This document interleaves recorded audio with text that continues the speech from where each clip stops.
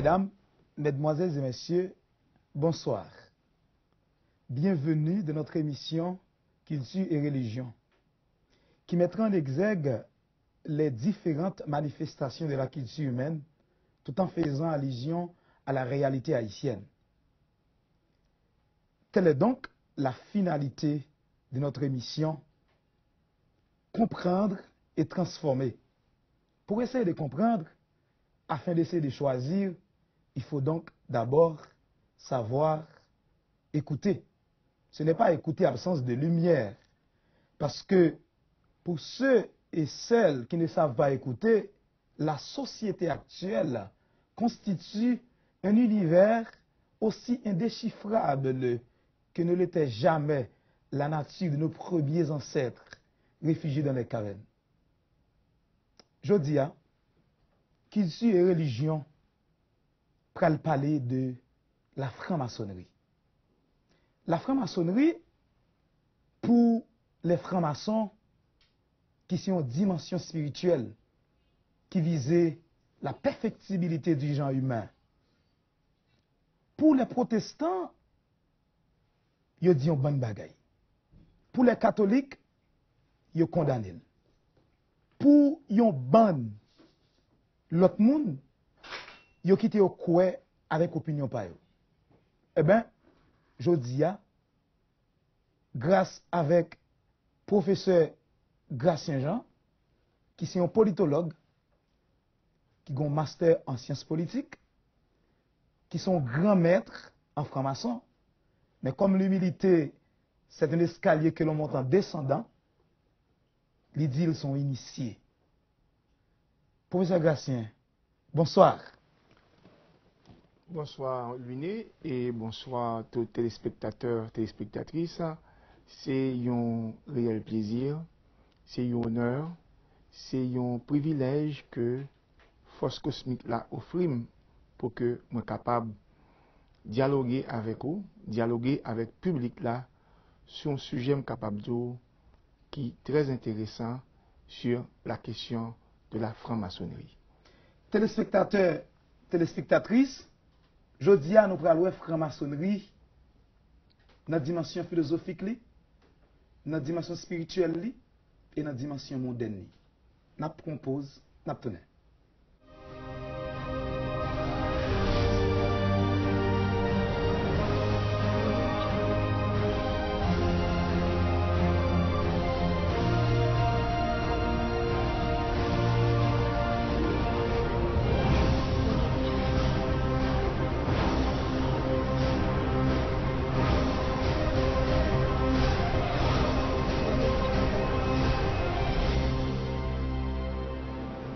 Comme nous sommes dit, franc-maçonnerie, ce n'est pas ça, yo dit nous de li.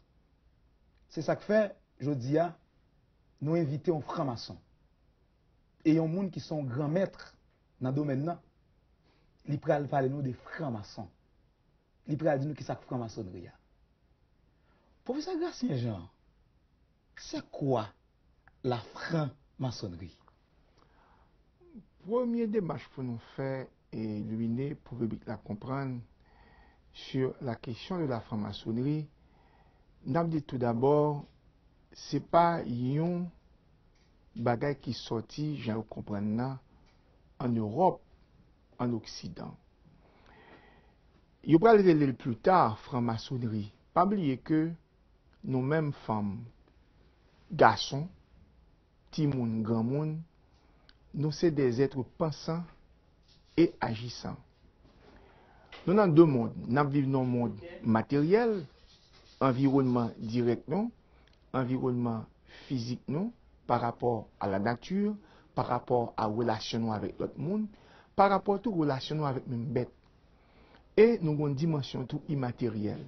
C'est ça que nous avons une dimension immatérielle là, ou une dimension spirituelle. Il y a deux dimensions que ou pas maîtriser. Il y a des dimensions qui ne sont pas perceptibles, mais il y a des dimensions ou capable de sentir. Par exemple, voyage qu'on est capable de faire dans le rêve. Par exemple, tout nourrir qu'on est capable de nourrir dans le rêve. et aussi toute une série d'apprentissages, même aussi, l'aime dit apprentissage, soit la science, la philosophie, la sagesse, à travers des voyages cosmiques, à travers les rêves tout, au capable d'apprendre un paquet de bagailles. Pas oublier que la civilisation, la spiritualité, n'est pas remontée en France, n'est pas remontée en Belgique, n'est pas remontée en Angleterre, et n'est pas même remontée aussi à Rome ni au Vatican. Tout vient de l'Orient. L'Occident, Santa Gabrielo, l'Europe, entre guillemets, qui se veut civilisatrice, qui se veut porteuse de lumière, porteuse de rêve, porteuse de spiritualité, li pas s'allier à, je ne comprends pas, et s'allier, je dis, ça que la potée, la charrier, que veut imposer même aux autres peuples, ça vient de l'Orient. Ça que je dis, franc-maçonnerie, li pas l'autre bagage Santa Gabrielo, une sorte de comparaison. L'on dit comparaison, gonjan yo dit en science, une sorte d'analogie. L'homme dit analogie, c'est dans le sens depuis dans l'Antiquité. On peut remonter même à l'Empire babylonien, on peut remonter à l'Empire byzantin, et on peut même remonter très très loin à une grande civilisation, c'est la civilisation acadienne à l'époque du grand roi à la fois, un grand chef spirituel et un grand dirigeant, un grand chef de l'État, dans ce sens-là, à l'époque ça, que nous avons le roi Sargon, et qui plus tard pourra créer ce qu'on appelle l'ordre des Acadiens.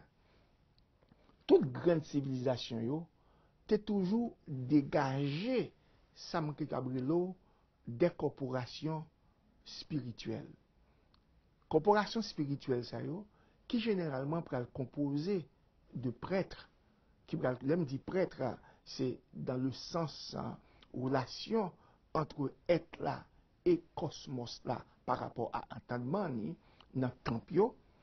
On peut joindre les scribes, on peut joindre des médecins, on peut joindre aussi des bâtisseurs. Généralement, les bâtisseurs de temple, c'est gens qui peuvent exercer des métiers.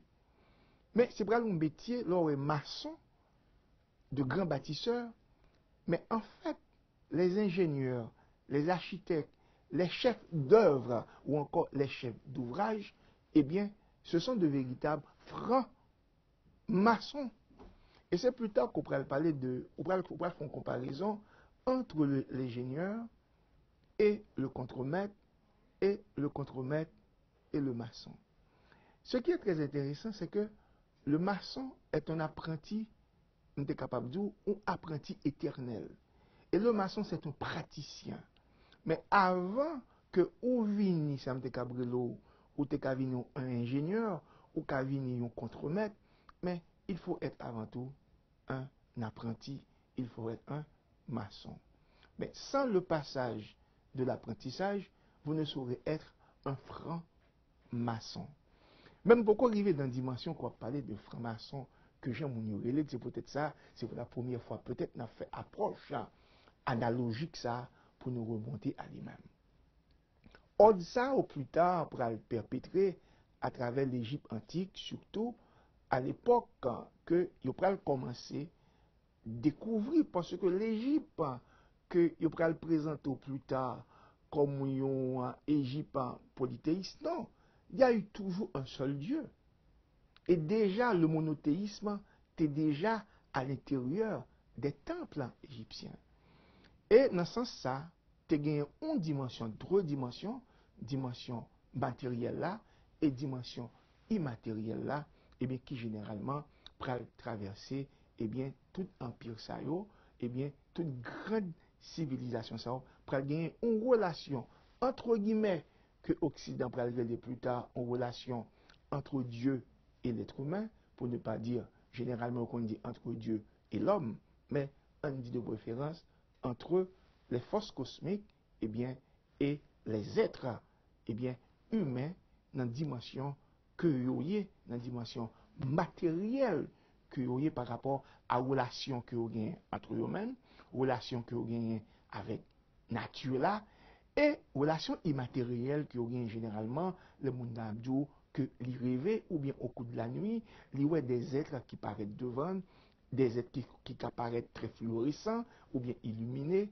capables soit transmettre un savoir technique, un savoir médical, et il doit son savoir chimique tout, et on pourra le comprendre plus tard, il pourra parler de la métaphysique. La science, avant que la science soit les sciences là, il faut que tout d'abord, lycée une production, lycée une transmission de l'esprit qui pourra le transposer eh bien, au niveau de la matière. Donc la matière est née par rapport à l'imatière. Donc l'imatière précède la matière, donc la matière succède l'imatière. Donc, c'est même toutes ces mêmes gens dans les rêves, sauf liés, je ne dis pas, dit tout d'abord, une conception, une construction de l'esprit qu'on peut traduire dans la réalité. Et on peut parfois, par rapport à moyens qui à disposition, par rapport à environnement tout, capable de gagner des chocs entre ça l'esprit a construit et ça que l'y réalisé. Ok. Et professeur, on parle nous là de dimension métaphysique. Ou soit parlé, soit expliqué comment l'être humain qui relation les gagnants avec des forces cosmiques dans ce sens. Est-ce que franc-maçon c'est une religion? S'ils ont religion, parce qu'on ne peut pas dire nous exactement comment nous délimiter la franc-maçonnerie, s'ils sont religion, qui forme des religions qu'elle y est. Est-ce donc une religion monothéiste, parce qu'on parle des forces, ou bien est-ce que son religion polythéiste? Pas oublier question là. On essaie de délimiter la franc-maçonnerie. N'a bien délimité. Pour délimiter le bien, il faut remonter à l'Orient, il faut remonter. Ça c'est origine franc-maçonnerie. On va le remonter depuis la Palestine, on va le remonter à Jérusalem et moi bien dit, on va le remonter même depuis des pharaons comme Kérops, des pharaons comme Méricaré et aussi un pharaon Toutankhamon, eh bien pour commencer apparition de Sam de Cabrelo, ordre ça, un ordre certes qui à la fois spirituel et qui à la fois tout philosophique.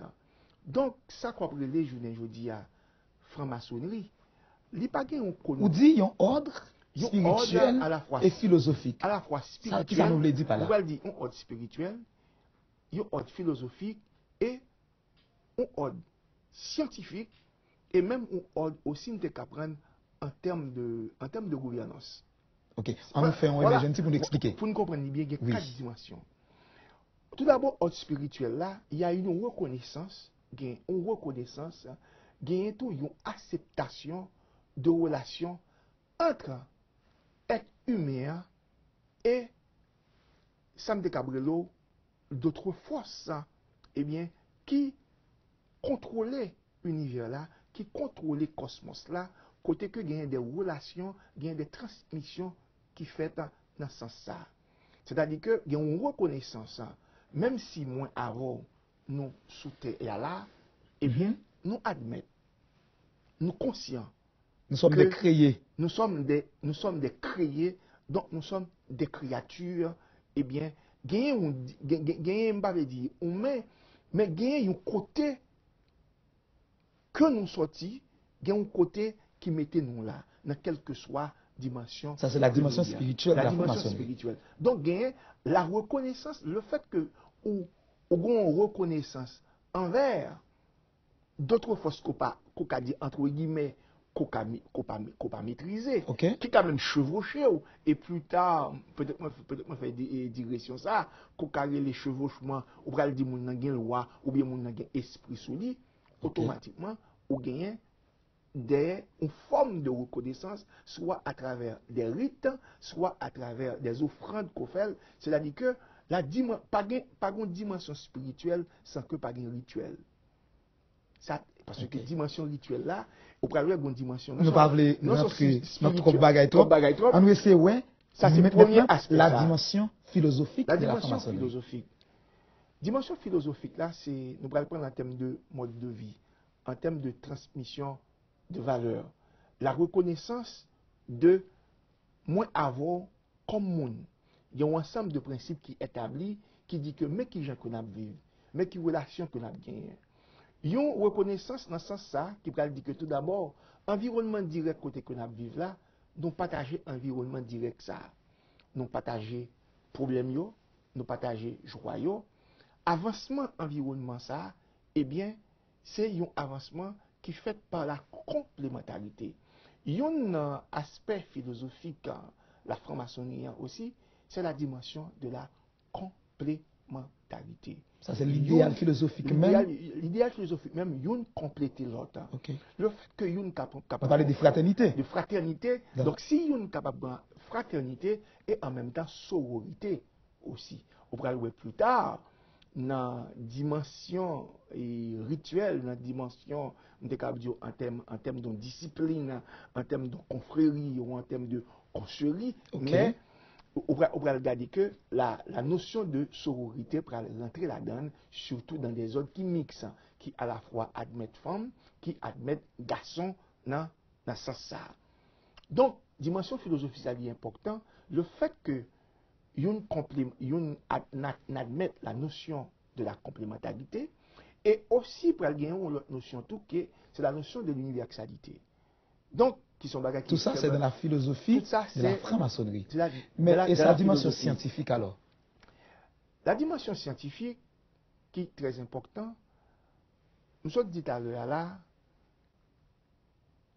monde que nous y là, quitte ces femmes, quitte ces garçons, quitte son petit monde, quitte son grand monde, et quitte ces mêmes monde tout à vivre avec un certain handicap, ils c'est un être tout d'abord pensant, et c'est un être qui agit, agissant. Mais l'a agi pour que lui assurer survie et esprit aussi assurer pérennité ça que le représenter comme être. Mais pour le faire, il faut qu'il y ait des moyens dans mener. Moyen pour le suivi tout d'abord à intempérie, la question de la maladie, au bras la découverte du feu, au bras silex. C'est ainsi que force cosmique là pour transmettre tous les savoirs, au bras dit d'abord un savoir qui empirique, qui plus tard pour venir un véritable savoir scientifique. On regarde toute dimension que la médecine a gagnée. Depuis la nuit des temps, eh bien, la médecine a toujours existé.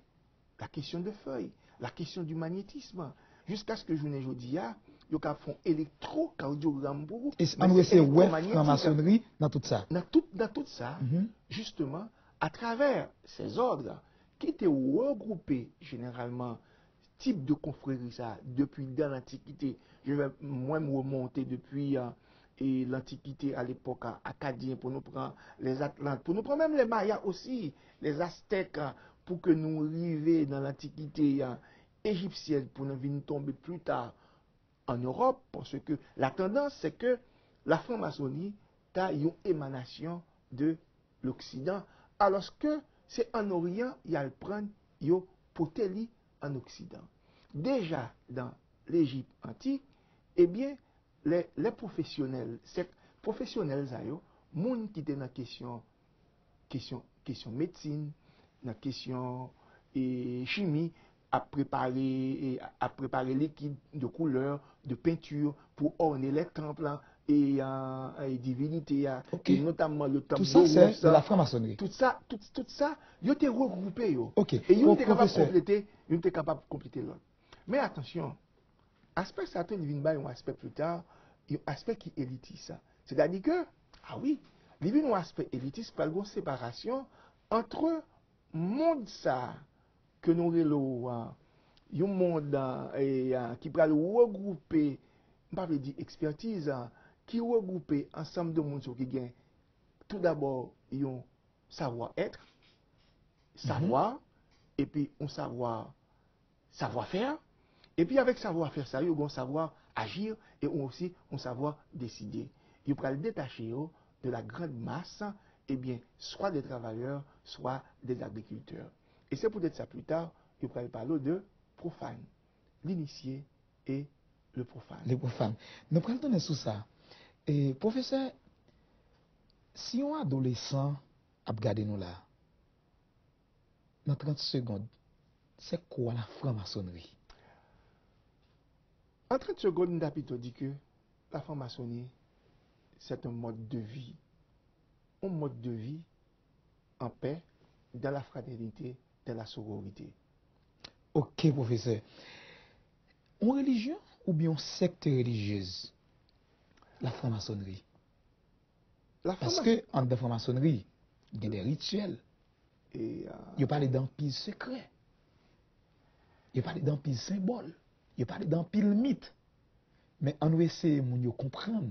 On essaie de décloisonner on essaie de démystifier, on essaie de démythifier, puis on est capable de sortir des stéréotypes que les francs-maçons dit, qui ont subi. À nous remonter dans le temps, lorsque professionnels, médecins, architectes, ingénieurs, scribes, et puis les qui dans la question orfèvre et aussi les maîtres d'œuvre, les sculpteurs, qui regroupés, pas oublier que tout d'abord, il y a une dimension spirituelle qui unit. Premier bagage qui unit, il admet que gagner ça me cabrelo des forces cosmiques entre guillemets où tu es capable de le Dieu plus tard en Égypte, on va parler de Isis, il parle de Horus, il parle de Osiris, il parle de Hathor, il parle de Dan, on va parler plus tard. C'est pas la transposition que ça va faire en Occident. Et par exemple, généralement, on parle de la Vierge Noire, on parle de Dantor, c'est Dan, la femme de Hathor. Ouais, on va le remonter de très très loin, on va une transposition eh bien, en Occident. Il y a des pratiques qui vont développer à l'intérieur de ces corporations. Il y a des secrets entre eux-mêmes. Et l'homme dit des secrets, c'est en termes de mode de vie, en termes de ça que vous partagez. Et ces secrets vont être codifiés. Ces secrets vont être parfois tout transmettre à travers des générations et des générations. L'homme dit des générations et des générations à travers petites monde qui dans corporation ça. Et c'est peut-être ça, ou même qui en dehors de coopération rentrer, il y a une phase, une phase initiatique. Parce que pour que ça soit une phase initiatique, on va entrer un côté qui déjà gagné des principes, gagné des normes, gagné des valeurs, gagné des règlements. On va l'apprendre. Et c'est peut-être ça, on va vous considérer généralement, entre guillemets, comme un profane. Mais l'ordre profane, c'est dans le sens que vous ne savez pas ce qui se passe à l'intérieur de cette corporation, de cette fraternité, de cette sororité qui existait. Mais là où tout profane, ça veut dire qu'au dépourvu de tout savoir, au contraire, profane n'a pas venir enrichir la corporation par rapport à la perception, par rapport à ça que les gagnés, ça que le cerveau tout est codifié. Et c'est peut-être ça, il pourrait parler de yo initié. Mais au fil du temps, on va quitter phase d'initiation, eh bien, pour commencer, font-nous avec corporation, avec normes, avec principes. Et c'est ainsi que corporation pour développer des bagages qui codifiés. Il va des grades. Ouais, c'est des bagages qui codifiés, qui n'a rien à voir de mystique, de gens où il faut comprendre. Et il y a un langage qu'on a décidé que nous sommes capables de décider que nous parler et dans ce sens-là. Et il y a des groupes, des corporations dans le temps qui sont aussi connus que soit la franc-maçon qui développait des codes, qui développait aussi des symboles et et qui entre eux-mêmes tout parce que lorsque 2-3 personnes ensemble, 4-5 personnes ensemble, il y a toute une énergie nucléaire qui a dégagé en termes en termes de magnétisme, en termes de connaissance, dans ce sens ça. Et gagner des vécus et dans mi-temps yo et dans ce sens ça tout. Et c'est ça peut-être aspect ça que yo ba un aspect qui mystique et parfois tout yo ba un aspect et yo ka ba un aspect qui diabolique tout dans ce sens ça. OK. Et nous allons entrer là. Mais on a parlé de religion. On nous prend par exemple religion dans la dimension anthropologique. Il parle de 3 critères. Il faut qu'il y ait des croyances, il faut qu'il y ait des rites, et il faut qu'il y ait des cérémonies. Dans ce sens, est-ce que la franc-maçonnerie, c'est une religion? Nous pas dit que il y a deux relations pour nous faire dans une religion. Il y a la relation qualitative, pour la relation qualitative, c'est le côté, la dimension spirituelle, et la relation quantitative. Et la relation quantitative, c'est quantité d'adeptes. Bon, d'après ça, n'a dit là, n'a propose, n'a tourné, et là, nous tourné, nous prenons dimension religieuse, franc-maçonnerie. Est-ce que les francs-maçons sont des religieux cultuels ou des religieux culturels?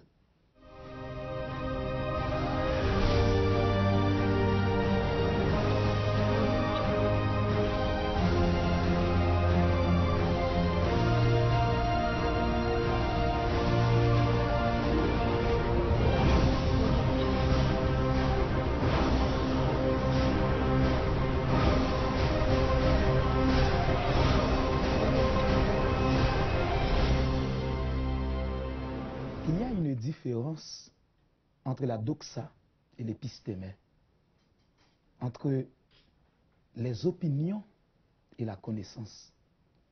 Entre ça, nous pensons avec ça que ça. Pour nous connaître ça qui ça, il faut nous aller à la source. C'est ça que fait, je dis, nous inviter professeur Gratien Jean, qui sont francs-maçons, qui parlent nous de franc-maçonnerie.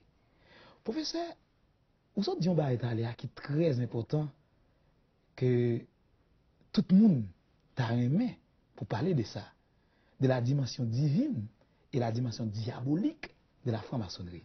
Si je ne me pas trompé, je crois que je vais comme ça. Mais avant, en ouais, est-ce que la franc-maçonnerie, c'est une religion?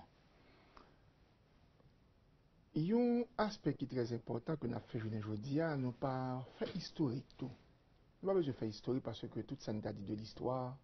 On va retrouver dans des livres, on va retrouver sur le net.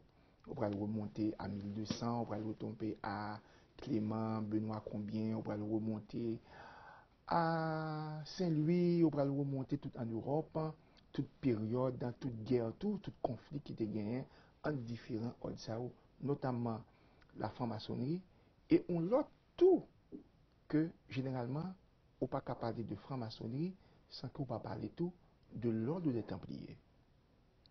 Ah oui, parce que il y a certaines pratiques, il y a certains capables de mode de pensée, et mais aussi certaines manières de faire qui peuvent hériter de ce grand ordre chevaleresque qui peuvent surtout prendre naissance à partir des croisades, et bien jusqu'en Palestine, jusqu'en Jérusalem. Ça, c'est un autre sujet, la question. On dit tout d'abord que la franc-maçonnerie en tant que telle n'est pas une religion. Ah bon? Non. Mais son secte religieuse? Son question. C'est très important aussi. Il n'est pas un secte aussi, il n'est pas un secte religieuse non plus. On prend dans le sens de une confrérie, il est capable d'une consurie en termes de plusieurs filles, et capable de l'aider une corporation. L'aime d'une corporation, ce n'est pas dans le sens et très banal en termes associatifs, mais une sorte de corporation côté que, eh bien, gagne des individus qui partagent des valeurs, tout d'abord, au départ, des valeurs spirituelles, qui partagent, qui entendent autour des valeurs spirituelles, des valeurs capables de sociales, des valeurs économiques et même à la rigueur aussi des valeurs politiques. Maintenant, ce qui est très important, vu que première finalité, c'est pour une valeur spirituelle, il y a une façon que vous organisez la spiritualité. C'est là que vient la naissance de ce qu'on appelle des rites de la franc-maçonnerie. Et là encore, on va remonter de très loin, de très très très loin, pas oublier que toutes les autres rites prennent des rites dérivés.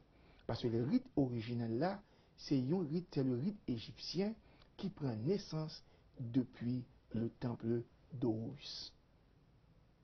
Après tout ratio, qu'il s'agit de rite dior, qu'il s'agit de rite écossais dans la corporation de la franc-maçonnerie, façon que vous organisez, façon que vous communiquez avec le divin, ouais, et code que vous développez pour communiquer avec le divin, façon pour vous mettre en état, ça me une sorte de transmutation ou encore une sorte de chevauchement, eh bien, pratique ça, vous développez à l'intérieur de vous-même.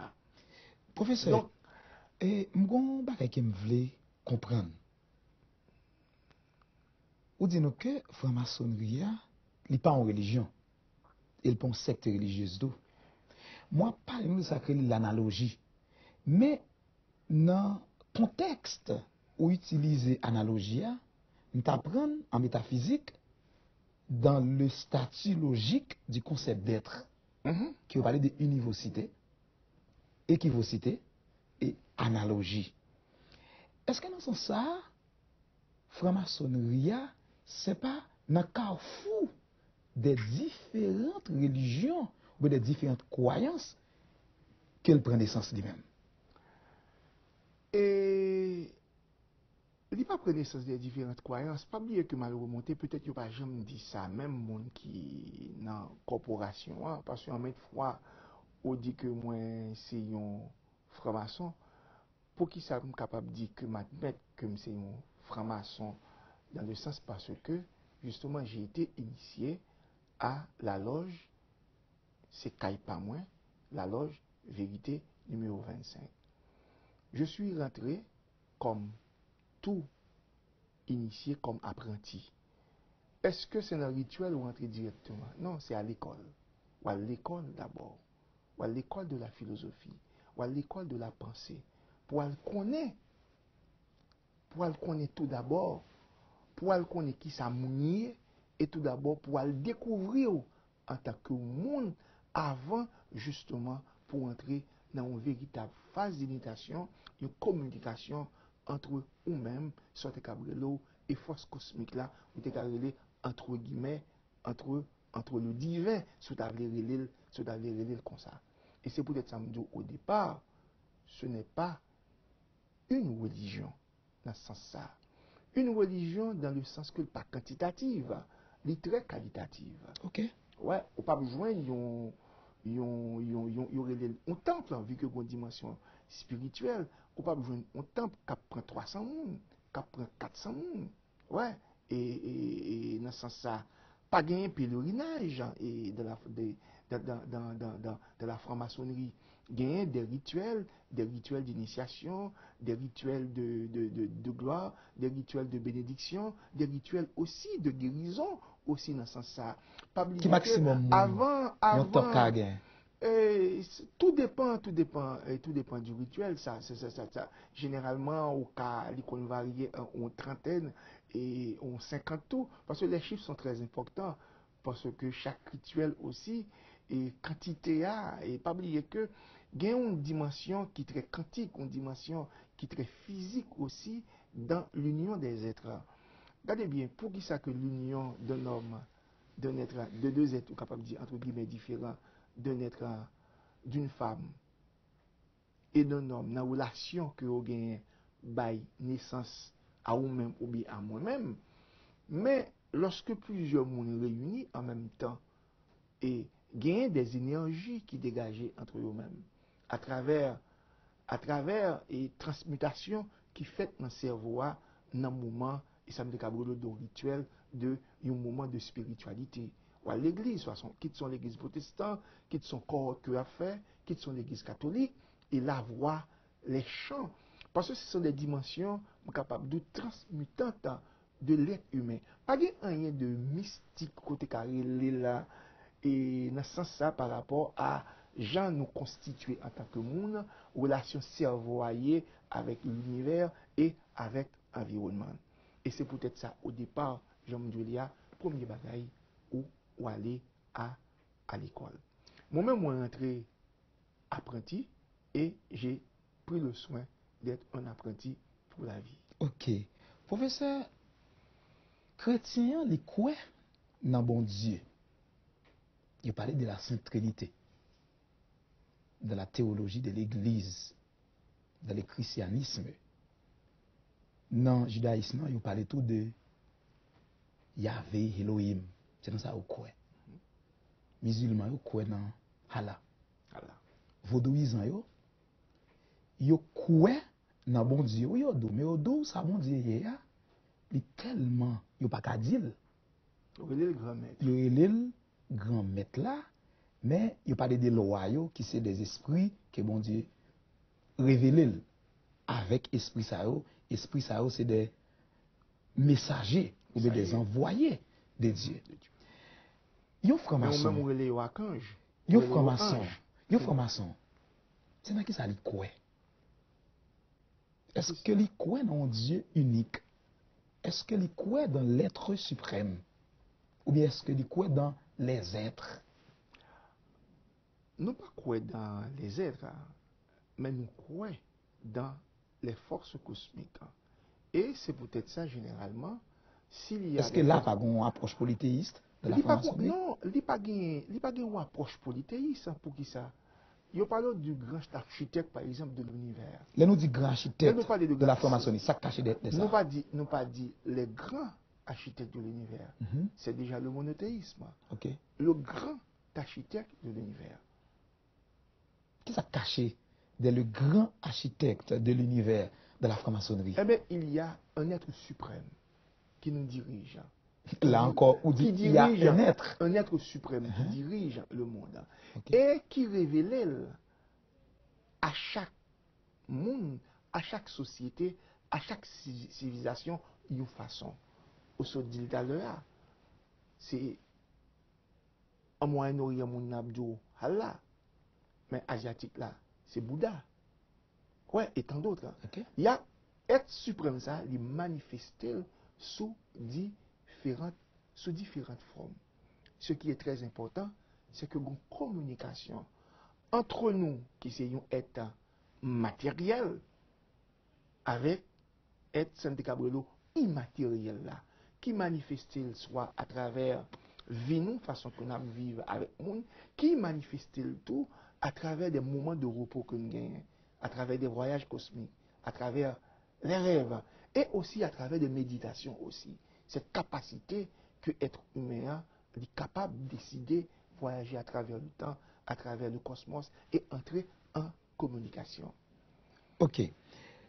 Comme vous avez dit tout à l'heure, c'est la dimension divine de la franc-maçonnerie et la dimension diabolique de la franc-maçonnerie.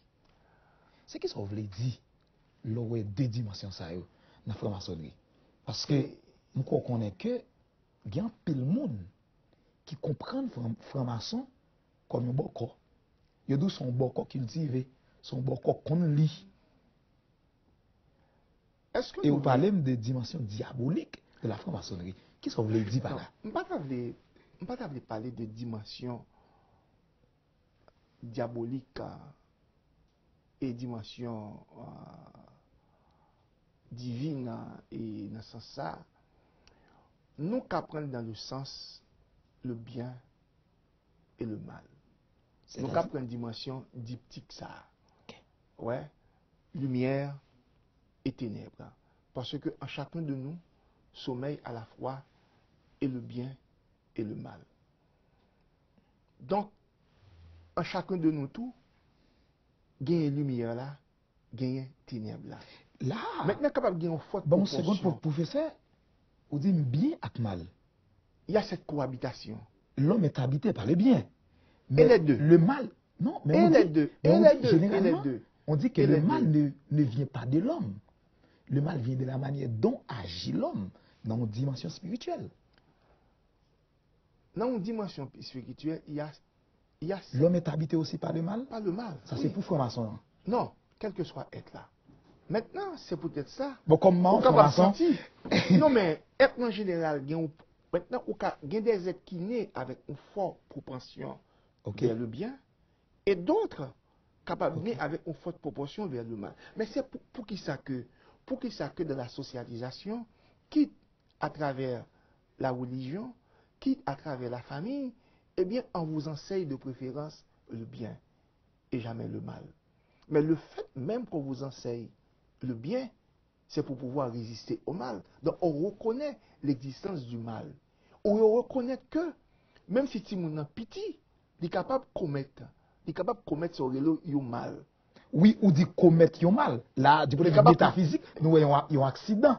Même pas partie intégrante, être humain même, le mal. Mais c'est parce que l'un qui a fait que il aller vers cette proportion. Ok, ça n'a pas fond débat sur le bien et le mal. Là, il y a problème, il y a plusieurs écoles. Ne pas faire discussion sous bien. On nous est bien avec mal dans la franc-maçonnerie. Montrez mal là d'abord, dans la franc-maçonnerie. Parce que vous montrez, je parlais des mal là, est-ce que ce sont des qui acceptés et acceptables par les francs-maçons? Dans la franc-maçonnerie, pas de mal. Ok. Parce que la franc-maçonnerie pas enseigne le mal. Ok. Il enseigne le bien, la sagesse, la paix, la solidarité, le partage. Nous autres, tout à l'heure, première question, c'est cette solidarité, c'est cette complémentarité, c'est cette acceptation de l'autre. Comment franc-maçon où est le mal? Avec toute différence. Comment franc-maçon où est le mal? Eh bien, où est le mal comme un bagage qu'il doit combattre pour pouvoir assurer la survie, la pérennité, pour pouvoir assurer la communion entre eux-mêmes comme être et avec l'être suprême. Maintenant, ce qui est très important, ça peut arriver qu'un individu qu'à aller en dehors de ça que vous enseignez là. C'est ça qu'on parle de une déviation. On va regarder ça une déviation dans ce sens-là. Et cette déviation, il peut aller vers ce qu'on appelle des actes maléfiques dans ce sens-là. Donc cette cohabitation qui est en nous là, et aussi la reconnaissance même, l'existence même du mal à travers des êtres qui sont capables d'une forte proportion de mal ça, et aussi et de mal ça qu'on carré le maléfique, et aussi des êtres qui ont bien cette forte proportion et bien de bien qui est capable d'aller vers une sorte de divinité, vers une sorte de sainteté dans ce sens-là. Donc la franc-maçonnerie et ceci, outre que la franc-maçonnerie que me considérer généralement comme une corporation, comme un mode de vie, comme une façon de vivre en harmonie, c'est ça que vous apprenez l'homme fait aller l'école de la franc-maçonnerie avant que je rentré, avant que je initié, avant que je rentré comme apprenti et je demeure encore un apprenti et jusqu'à la fin des temps, moi j'ai choisi d'être un apprenti pour la vie. Eh bien, c'est le bien, c'est le partage, c'est la fraternité, c'est la sororité. Mais au capable de joindre un individu aller en dehors. Et c'est pour cela qu'on parle ce qu'on appelle les déviants. Les gars ont déviants. Et automatiquement, ou dévier du bien, eh bien, pour aller vers le mal, eh bien, on peut aller vers les fortes proportions, eh bien, des êtres maléfiques. Et attention, et la divinité et la maléfice existent. Il y a cette guerre constante entre soi après le faire le bien et résister au mal. Généralement, vous résistez au mal. Même lorsque l'individu a une forte proportion de mal qui développe la caille, de manière génétique ou bien à l'entrée dans la question de études ADN, eh bien, vous résistez, il y a une résistance. On dit que généralement, l'être est porté surtout à aller vers le bien, tout en résistant au mal. Donc, la franc-maçonnerie en tant que corporation, en tant qu'un corps qui t'a recherché une manière de vivre, une manière d'assurer la stabilité, la pérennité et voire même la perfection de l'être, et bien aussi même assurer une certaine suprématie positive de l'être par la maîtrise de son environnement direct, la maîtrise de la faune, la maîtrise de la flore, la maîtrise des métaux, la maîtrise même de l'imatière, eh bien, intelligence ça, mémoire ça, transmission de savoir philosophique, de savoir scientifique, même s'il paraît comme à l'état métaphysique et empirique, avant que l'il entre dans le laboratoire, ou codifier, ou garder réaction, eh bien, c'est cette recherche. Et c'est peut-être ça, on est capable de joindre, capable de dire cette triptyque et même cette quadriatique, la dimension 1 spirituelle, la dimension, je dis tout à l'heure, la dimension sociale, on est capable de dire la dimension moderne par rapport à Jean-Claude Vive, et la dimension, je prends la dimension politique et aussi la dimension scientifique. La dimension scientifique en termes de recherche de savoir et en termes de savoir-faire pour pouvoir. Et c'est pour cela que ces corporations, ce sont des corporations de grands bâtisseurs. La musique, l'art aussi, tout ça sorti eh bien, de cette corporation, de cette manière de vivre. Et ma produit encore, cela ne remonte pas à l'Occident. Ça remonte depuis les anciennes civilisations de l'Orient, dont l'apogée la plus connue a été quand même l'Égypte des pharaons et des grands pharaons comme Kérops, qui déjà, au fond même, et vraiment des grandes pyramides, il y avait déjà au centre un dieu, sortait carré le dieu entre guillemets, mais sans un visage, parce que l'Occident a tenté de donner des visages et vraiment à leur façon de voir et comment dirais-je et d'exprimer leur spiritualité. Et cette façon de l'Occident de voir leur spiritualité, eh bien, a causé pas mal de guerres et est encore aujourd'hui, eh bien, au centre des préoccupations de l'avenir du monde. Ok, professeur, moi que ou après tirer nous de toute idée préconçue, de tout ça nous pensé des francs-maçonnerie, c'est bien. C'est pas ça nous penser, c'est ça lié. Un franc-maçon c'est pour bon corps. Un franc-maçon finalité assez perfectibilité du genre humain. C'est un dit là, bâtisseur. c'est un bâtisseur. Ou essayer de montrer nous tout différentes formes franc-maçonnerie à travers le temps. Ou essayer de montrer nous tout quelques réalisations des francs-maçonnerie. On a une question ça qu'on y a. Est-ce que c'est vrai franc-maçonnerie son passage obligé vers le pouvoir? C'est pas un passage vers le pouvoir, c'est l'essence même de la perfectibilité du pouvoir. Soit du pouvoir politique dans la cité. Je ne parle pas de la cité grecque, de la cité romaine. Je parle des cités et en remontant à l'Orient, en remontant à ces civilisations acadiennes, en remontant aux Atlantes, en remontant à la Syrie, à Babylonie, et même aussi à la Perse, et pourquoi pas. Et ce n'est pas sans raison, regardez comment dirais-je, Jean remonte à Alexandre le Grand, malgré tout le goût que pral mener et au niveau de la Perse, pral émerveillé par ces civilisations, par ces cultures, parce que jusqu'à présent l'expression de l'esthétique, l'expression de l'art n'est pas l'Occident. Les temples gothiques, les colonnes gothiques, qu'on va pas être en Europe, mais encore c'est à l'Orient. Et Socrate en termes de philosophie, Aristote en termes de philosophie, Platon n'a rien inventé, sinon que la reproduction déjà des expressions philosophiques, des transmissions philosophiques, eh bien retranscrites par les scribes et de la bouche des pharaons, ce qu'on appelle les sagesses égyptiennes. sous pral comparer les sagesses égyptiennes avec certaines expressions françaises et même grecques et même romaines, au pral ouais, ce ne sont que des reproductions de toute l'essence même de la philosophie au niveau de l'Orient.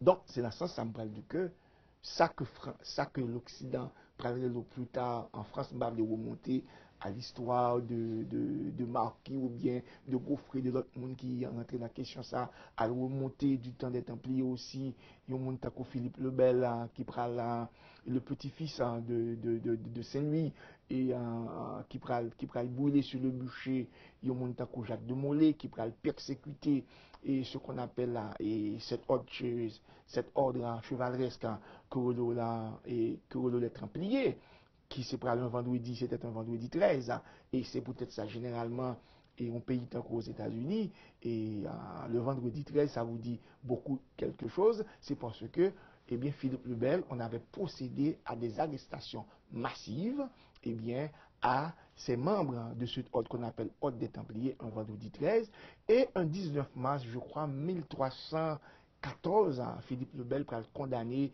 sur le bûcher, Jacques de Molay, et le patron, encore le maître des Templiers, qui lui-même pral jeter tout son sort.